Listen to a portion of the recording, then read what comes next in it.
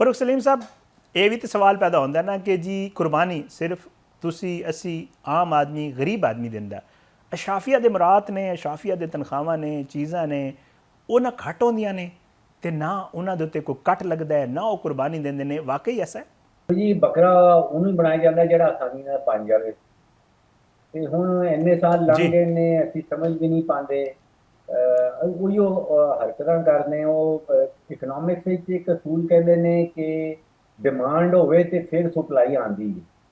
ਉਹ ਕੋਈ ਡਿਮਾਂਡ ਹੀ ਨਹੀਂ ਕਰਦਾ ਕਿ ਜੀ ਸਾਡੇ ਮੁਲਕ ਨੂੰ ਸਿੱਧਾ ਚਲਾਓ। ਠੀਕ ਹੈ। ਉਹ ਠੀਕ ਹੈ, ਅਸੀਂ ਤੁਸੀਂ ਬਹਿ ਕੇ ਟੀਵੀ ਦੇ ਉੱਪਰ ਗੱਲਾਂ ਕਰ ਦਿੰਦੇ ਹਾਂ, ਪਰ ਕੋਈ ਖਾਸ ਮਜ਼ਬੂਤ ਕਿਸਮ ਦੀ ਡਿਮਾਂਡ ਹੈ ਕੋਈ ਨਹੀਂ।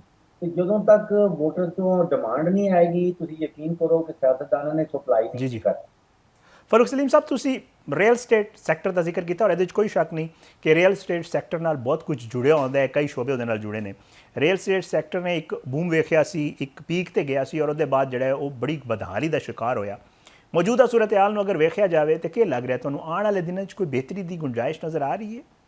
ਦੇਖੋ ਜੀ, ਵਜੂਹਾਤ ਦੋ ਹੁੰਦੇ ਨੇ। ਇੱਕ ਤੇ ਜਿਹਨੂੰ ਅਸੀਂ ਕਹਿੰਦੇ ਹਾਂ ਕਿ ਸਿਕਲੀਕਲ, ਯਾਨੀ ਕਿ ਉਹ ਹਰ 4-5 ਸਾਲਾਂ ਬਾਅਦ ਇੱਕ ਜਿਹੜਾ ਹੈ ਨਾ ਉਹ ਡਾਊਨ ਸਾਈਕਲ ਆਉਂਦਾ ਹੈ। ਤੇ 4-5 ਸਾਲ ਜਿਹੜਾ ਹੈ ਉਹ ਹਰ ਸਾਈਕਲ, ਚਾਹੇ ਉਹ ਸਨਅਤੀ ਹੋਏ ਚਾਹੇ ਉਹ ਰੀਅਲ ਏਸਟੇਟ ਹੋਵੇ, ਉਹ ਵੱਧਦੀ ਹੈ ਤੇ ਫਿਰ ਉਹ ਜ਼ਰਾ ਥੰਮ ਜਾਂਦੀ ਹੈ, ਫਿਰ ਠੀਕ। ਥੱਲੇ ਆਉਂਦੀ ਹੈ। ਤੇ ਦੂਸਰਾ ਮਾਮਲਾ ਹੁੰਦਾ ਹੈ ਹਕੂਮਤੀ ਪਾਲਿਸੀ। ਤੇ ਮੈਂ ਸਮਝਦਾ ਕਿ ਜੀ। ਦੋਵਾਂ ਦਾ ਰੋਲ ਸੀ ਰੀਅਲ ਏਸਟੇਟ ਸੈਕਟਰ ਵਿੱਚ। ਉਹ ਬੜੀ ਤੇਜ਼ੀ ਨਾਲ ਚੜ੍ਹਿਆ ਵੀ ਸੀ ਔਰ ਉਹਦੇ ਬਾਅਦ ਫਿਰ ਹਕੂਮਤ ਨੇ ਜੋ ਕੁਛ ਉਹਦੇ ਨਾਲ ਕੀਤਾ ਉਹ ਵੀ ਗਲਤ ਕੀਤਾ। ਤੇ ਉਹ ਦੋਵਾਂ ਵਜੂਹਾਤ ਬਣ ਗਈਆਂ ਕਿ ਉਹ ਫਿਰ ਥੱਲੇ ਆਉਣਾ ਸ਼ੁਰੂ ਹੋ ਗਿਆ। ਹੁਣ ਜਿਹੜਾ ਗੱਲ ਸੁਣਾਈ ਦੇ ਰਹੀ ਹੈ ਕਿ ਕਰਾਚੀ 'ਚ ਤੇ ਤਕਰੀਬਨ 30 ਤੋਂ 40% ਜਿਹੜੀ ਕੀਮਤਾਂ ਨੇ ਰੀਅਲ ਏਸਟੇਟ ਦੀਆਂ ਉਹ ਵੱਧ ਗਈਆਂ। ਹੁਣ ਦੁਬਈ ਦਾ ਵੀ ਇੱਕ ਰੋਲ ਹੈ ਕਿ ਪਹਿਲਾਂ ਕਾਫੀ ਸਾਰਾ ਪੈਸਾ ਜਿਹੜਾ ਉਹ ਪਾਕਿਸਤਾਨ ਤੋਂ ਨਿਕਲ ਕੇ ਬਾਹਰ ਚਲਾ ਜਾਂਦਾ ਸੀ, ਦੁਬਈ ਚਲਾ ਜਾਂਦਾ ਸੀ। ਉਹ ਹੁਣ ਸ਼ਾਇਦ ਸਹੀ। ਦੁਬਈ ਜਾਣਾ ਰੁਕ ਗਿਆ ਹੈ। ਤੇ ਉਹਦੀ ਵੀ ਵਜ੍ਹਾ ਹੈ ਕਿ ਉਹ ਪੈਸੇ ਕਿਤੇ ਨਾ ਕਿਤੇ ਤੇ ਲੱਗਣਾ ਹੈ। ਤੇ ਸਾਈਕਲ ਮੇਰਾ ਖਿਆਲ ਹੈ ਕਿ ਹੁਣ ਤਿਆਰ ਹੈ। ਤੇ ਦੂਸਰਾ ਠੀਕ। ਵਜ੍ਹਾ ਹੈ ਕਿ ਦੁਬਈ ਵੀ ਪੈਸਾ ਨਹੀਂ ਜਾ ਰਿਹਾ। ਤੇ ਮੇਰਾ ਖਿਆਲ ਹੈ ਕਿ ਰੀਅਲ ਸਟੇਟ ਸੈਕਟਰ ਹਕੂਮਤ ਦੇ ਵੀ ਇਸ ਵਕਤ ਫੇਵਰੇਬਲ ਨਜ਼ਰ ਹੈ ਤੇ ਉਹ ਮੈਨੂੰ ਪੋਜ਼ਿਟਿਵ ਨਜ਼ਰ ਆ ਰਿਹਾ। ਉਹ ਫਾਰੂਕ ਸਲੀਮ ਸਾਹਿਬ, ਪੈਟਰੋਲ ਦੀ ਕੀਮਤ ਲੱਗ ਰਿਹਾ ਹੈ ਜਿਹੜੀ ਹਕੂਮਤ ਪੈਟਰੋਲੀਅਮ ਪ੍ਰਾਈਸਿਸ ਰੱਖੇ ਹੋਏ ਨੇ ਜਾਇਜ਼ ਨੇ? ਦੇਖੋ ਜੀ, ਤੁਸੀਂ ਆਪੇ ਹਿਸਾਬ ਲਾ ਲਓ ਕਿ ਜੰਗ ਤੋਂ ਪਹਿਲੇ ਤਕਰੀਬਨ $70-75 ਬੈਰਲ ਤੇਲ ਚੱਲ ਰਿਹਾ ਸੀ ਆਦਮੀ ਮੰਡੀ 'ਚ। ਉਹ ਫਿਰ ਜੰਗ ਦੇ ਦੌਰਾਨ ਉਹ ਚਲਾ ਗਿਆ 120 ਤੇ ਪਾਕਿਸਤਾਨ ਸਹੀ ਵਿੱਚ ਹੈ। 297 ਮੈਂ ਚੱਲਦਾ ਸੀ ਜੰਗ ਤੋਂ ਪਹਿਲੇ। ਤੇ ਜੰਗ ਦੇ ਦੌਰਾਨ ਉਹ ਕੋਈ 400 ਦੇ ਕਰੀਬ ਹੋ ਗਿਆ। ਹੁਣ ਵਾਪਸ ਕੀਮਤਾਂ ਆ ਗਈਆਂ ਨੇ ਜੰਗ ਤੋਂ ਪਹਿਲੀ ਆਲਮੀ ਮੰਡੀ 'ਚ ਜੰਗ ਤੋਂ ਪਹਿਲੀਆਂ ਵਾਲੀਆਂ ਕੀਮਤਾਂ ਵਾਪਸ ਆ ਗਈਆਂ ਨੇ। ਤੇ ਪਾਕਿਸਤਾਨ ਵਿੱਚ ਉਹ ਕੀਮਤਾਂ ਨਹੀਂ ਹੋਈਆਂ। ਦੇਖੋ ਨਾ, ਸਾਡੇ ਕੋਲ ਚੱਲ ਰਿਹਾ ਕੋਈ 300 ਦੇ ਕਰੀਬ। ਤੇ ਮੇਰਾ ਖਿਆਲ ਠੀਕ ਹੈ ਕਿ ਹੈ। 40-45-50 ਰੁਪਏ ਘੱਟ ਹੋਣੇ ਚਾਹੀਦੇ ਸਨ ਮਜ਼ੀਦ। ਤੇ 40-45 ਰੁਪਏ ਦਾ ਮਤਲਬ ਹੈ ਕਿ ਜੇ ਸਾਲਾਨਾ ਬੁਨਿਆਦ ਤੇ ਤੁਸੀਂ ਦੇਖ ਲਓ ਤੇ ਅਸੀਂ ਕੋਈ 10-11 ਅਰਬ ਬੈਰਲ ਅਰਬ ਲੀਟਰ ਜਿਹੜੇ ਨਾ ਸਹੀ। ਸਾਲ ਦੇ ਇਸਤੇਮਾਲ ਕਰਦੇ ਆ। ਤੇ ਤਕਰੀਬਨ 4-450 ਅਰਬ ਰੁਪਏ ਜਿਹੜਾ ਨਾ ਉਹ ਤੁਸੀਂ ਸਮਝੋ ਕਿ ਹਕੂਮਤ ਪੀ ਗਈ। ਸਾਨੂੰ ਜੀ। ਦੱਸਿਆ ਜਾਂਦਾ ਸੀ ਕਿ ਜੀ ਆਲਮੀ ਮੰਡੀ 'ਚ ਕੀਮਤ ਵਧੇਗੀ ਤੇ ਇੱਧਰ ਵੀ ਵਧੇਗੀ। ਆਲਮੀ ਕੀਮਤ ਜੀ ਵਧੀ ਹੈ, ਆਲਮੀ ਮੰਡੀ 'ਚ ਕੀਮਤ ਘਟੇਗੀ ਤੇ ਇੱਧਰ ਵੀ ਘਟੇਗੀ। ਤੇ ਕੁਛ ਘਟੀ ਹੈ, ਪਰ ਮੈਂ ਤੁਹਾਨੂੰ ਦੱਸਿਆ ਕਿ 40-45 ਰੁਪਏ ਦਾ ਫਰਕ ਬਾਕੀ ਰਹਿ ਗਿਆ ਜੇ। ਉਹ ਘਟਣੀ ਚਾਹੀਦੀ ਸੀ। ਇਹ ਜਿਹੜਾ ਗੁਜ਼ਰ ਗਿਆ ਉਹ ਜੇ ਨਹੀਂ ਘਟੀ ਤੇ ਇਹਦਾ ਮਤਲਬ ਹੈ ਕਿ ਤਕਰੀਬਨ ਤੁਸੀਂ ਸਮਝੋ ਕਿ 4-450 ਅਰਬ ਰੁਪਇਆ ਜਿਹੜਾ ਹੈ ਉਹ ਤੁਹਾਡੇ ਮੇਰੇ ਉੱਪਰ ਮਜ਼ੀਦ ਬੋਝ ਪੈ ਗਿਆ ਠੀਕ ਹੈ। ਤੇ ਉਹ ਚਲਾ ਗਿਆ ਹਕੂਮਤੀ ਖਜ਼ਾਨੇ। ਫਾਰੂਕ ਸਲੀਮ ਸਾਹਿਬ, ਅਕਸਰ ਬੇਸ਼ਤਰ ਸੁਣਨ ਨੂੰ ਮਿਲਦਾ ਹੈ ਕਿ ਜੀ ਲੈਵੀ ਪੈਟਰੋਲੀਅਮ ਲੈਵੀ ਲਾ ਦਿੱਤੀ ਹਕੂਮਤ ਨੇ। क्या ये जी लैवी का शिकवा है कि जी पेट्रोलियम लैवी ला के हुकूमत अपने खर्चे पूरे कर रही है और चीज़ें कर रही है? एक तो दस दो कि पेट्रोलियम लैवी इस वक्त क्या है और क्या वाकई ये शिकवा दुरुस्त है कि जी पेट्रोलियम लैवी एक्स्ट्रा ला के हुकूमत सारा कुछ कर रही है? जी, लेवी का ही मामला आ गया है कि लेवी जंग तो पहले जी थी वो कोई जी। 70 रुपए तो घट थी मेरे ख्याल है। वो फिर चली गई कोई 103 रुपए, तो 40-45 रुपए वाला मामला जो मैं सामने रखे है मामला हुई है। ਹੁਣ ਤੁਸੀਂ ਹਕੂਮਤ ਨੂੰ ਵੀ ਕੋਈ ਥੋੜੀ ਜਿਹੀ ਗੁੰਜਾਇਸ਼ ਦੇ ਦਿਓ ਕਿ ਉਸਨੂੰ ਵੀ ਬੜੇ ਸਾਰੇ ਨੁਕਸਾਨ ਨੇ ठीक है। ਉਹ ਪੂਰੇ ਕਰਨੇ ਨੇ। ਉਹ ਕਿਧਰੋਂ ਕੱਢੇ? ਉਹ ਲੈਵੀ ਤੋਂ ਇਸ ਦਫਾ ਕਹਿ ਰਹੇ ਨੇ ਕਿ ਤਕਰੀਬਨ 1700-1800 ਅਰਬ ਰੁਪਇਆ ਉਹਨਾਂ ਨੇ ਇਕੱਠਾ ਕਰ ਲੈਣਾ। ਤੇ ਹੁਣ ਜਿਸ ਤਰ੍ਹਾਂ ਮੈਂ ਪਹਿਲੇ ਗੱਲ जी ਕੀਤੀ जी। ਕਿ ਜੀ ਉਹ 61 ਅਰਬ ਦਾ ਨੁਕਸਾਨ ਹੋ ਗਿਆ ਰੇਲਵੇ 'ਚ, ਉਹ ਵੀ ਤੋਂ ਕਿਧਰੋਂ ਨਾ ਕਿਧਰੋਂ ਕੱਢਣਾ ਹੀ। ਤੇ ਫਿਰ ਉਹ ਜਿਹੜਾ ਕੋਈ 700 ਅਰਬ ਰੁਪਇਆ ਵੰਡਿਆ ਜਾਂਦਾ ਹੈ ਐਮਐਨਏ ਜਾਂ ਐਮਪੀਏ ਦੇ, ਉਹ ਵੀ ਕਿਧਰੋਂ ਨਾ ਕਿਧਰੋਂ ਤੇ ਆਣਾ ਹੀ ਹੈ।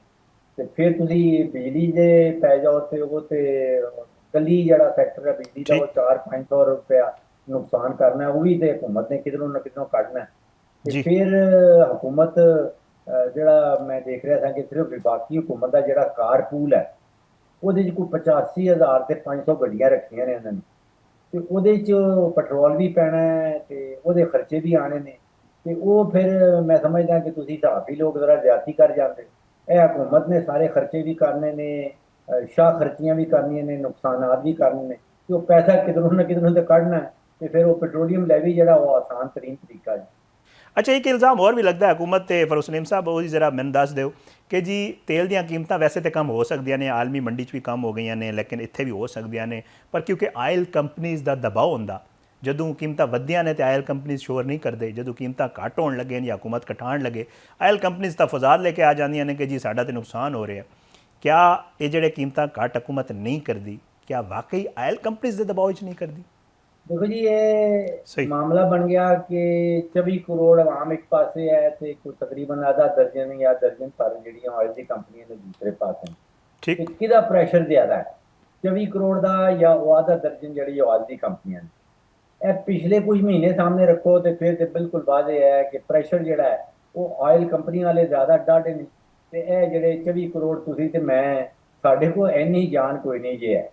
ਹੁਣ ਉਹ ਦੇਖੋ ਕਹਿ ਰਹੇ ਨੇ ਕਿ ਜੀ ਸਾਡਾ ਨੁਕਸਾਨ ਹੋ ਗਿਆ। ਉਹ ਜੀ ਜਦੋਂ ਕੰਪਨੀ ਚਲਾਈ ਦੀ ਸਹੀ ਹੈ ਹੈ। ਤੇ ਨੁਕਸਾਨ ਗਿਣਦੇ ਨੇ, 3 ਮਹੀਨੇ ਬਾਅਦ ਉਹਦੀ ਇਨਕਮ ਸਟੇਟਮੈਂਟ ਆਉਂਦੀ ਹੈ, ਫਿਰ 6 ਮਹੀਨੇ ਬਾਅਦ ਆਉਂਦੀ ਹੈ। ਇਹ ਇਨਵੈਂਟਰੀ ਲਾਸ ਜ਼ਰੂਰ ਹੋਇਆ ਹੋਣਾ ਤੇ ਇਹਨੂੰ ਨੁਕਸਾਨ ਨਹੀਂ ਜੇ ਕਹਿ ਸਕਦੇ, ਇਹਨੂੰ ਟੈਕਨੀਕਲੀ ਇਨਵੈਂਟਰੀ ਲਾਸ ਕਹਿੰਦੇ ਨੇ। ਤੇ ਓਵਰਆਲ ਤੇ ਤੁਸੀਂ ਸੋਚੋ ਕਿ ਜਿਸ ਤਰ੍ਹਾਂ ਪ੍ਰੋਫਿਟ ਪਾਕਿਸਤਾਨ ਦੀ ਤੇਲ ਦੀ ਕੰਪਨੀ ਨੇ ਕਮਾਇਆ ਹੈ, ਉਹ ਤੇ ਉਹਨਾਂ ਦੇ ਬਾਰੇ ਨਿਆਰੇ ਹੋ ਗਏ।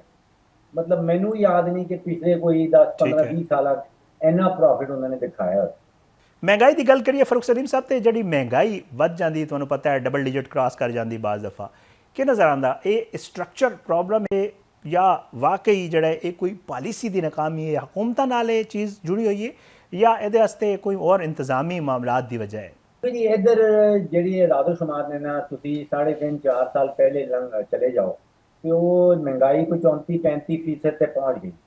ਜਿਹਦਾ ਮਤਲਬ ਹੈ ਕਿ ਮਹਿੰਗਾਈ ਦਾ ਘੋੜਾ ਜਿਹੜਾ ਸਹੀ। ਹੈ ਉਹ 34-35 ਕਿਲੋਮੀਟਰ ਦੀ ਰਫ਼ਤਾਰ 'ਚ ਨੱਸ ਰਿਹਾ।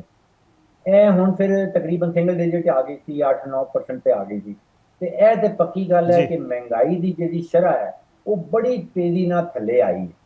ਪ੍ਰੋਬਲਮ ਜਿਹੜਾ ਇਹ ਹੈ ਕਿ ਪਿਛਲੇ 3-4-5 ਸਾਲਾਂ ਦੀ ਜਿਹੜੀ ਮਹਿੰਗਾਈ ਦੀ ਸ਼ਰ੍ਹਾ ਰਹੀ ਹੈ, ਜੇ ਉਸ ਨੂੰ ਤੁਸੀਂ ਜਮ੍ਹਾਂ ਕਰ ਲਓ ਤੇ ਮੇਰੇ ਅੰਦਾਜ਼ੇ ਨਾਲ ਤਕਰੀਬਨ 85% 90% ਤੱਕ ਪਹੁੰਚ ਜਾਂਦੀ।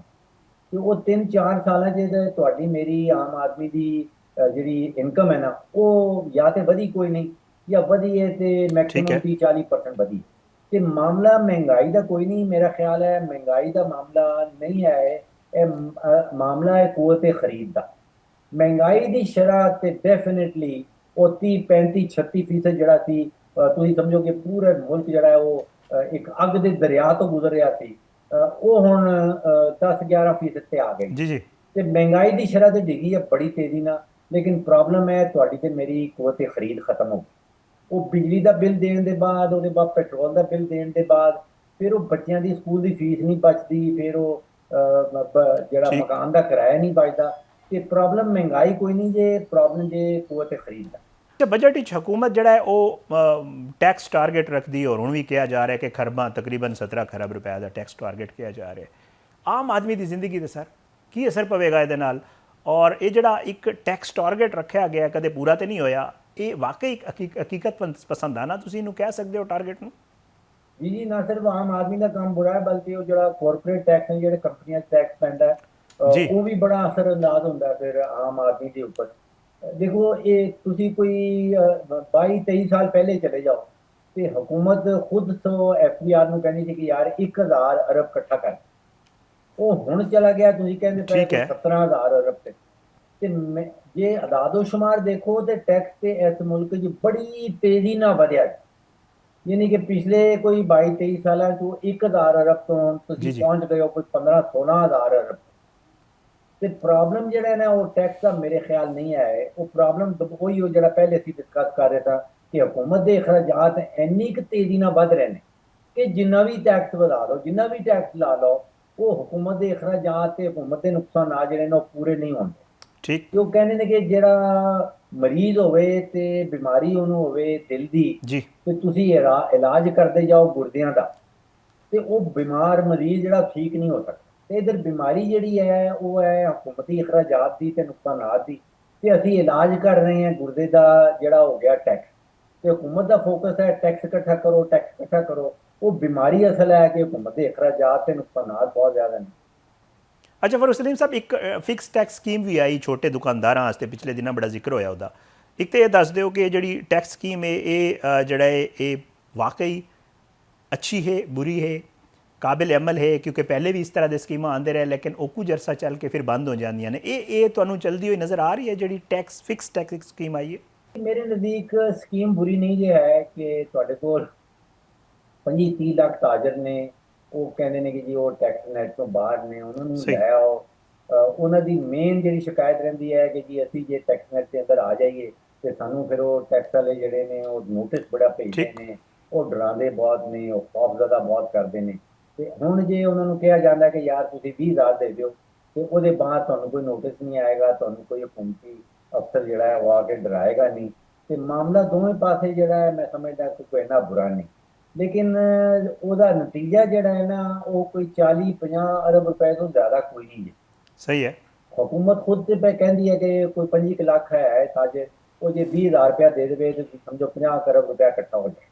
ਤੇ ਇਹ ਤੇ 500 ਅਰਬ ਤੇ ਸਾਡਾ ਸਿਰਫ ਹੁਕੂਮਤ ਜਿਹੜਾ ਉਹ ਬਿਜਲੀ ਤੇ ਨੁਕਸਾਨ ਕਰ ਦਿੰਦੀ ਹੈ, ਤੇ ਉਹ 50 ਅਰਬ ਫਿਰ ਮਾਮਲਾ ਕੁਝ ਖਾਸ ਅਮਾਉਂਟ ਨਹੀਂ ਹੈ।